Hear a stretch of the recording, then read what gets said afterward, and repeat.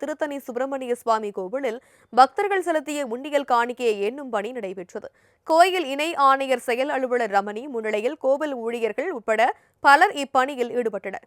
இதில் 1,72,94,301 ரூபாய் பணமும் 747 கிராம் தங்கம் மற்றும் 7,301 கிராம் வெள்ளி பொருட்களும் காணிக்கையாக கிடைக்கப்பெற்றுள்ளதாக கோவில் நிர்வாகம் சார்பில் தெரிவிக்கப்பட்டுள்ளது.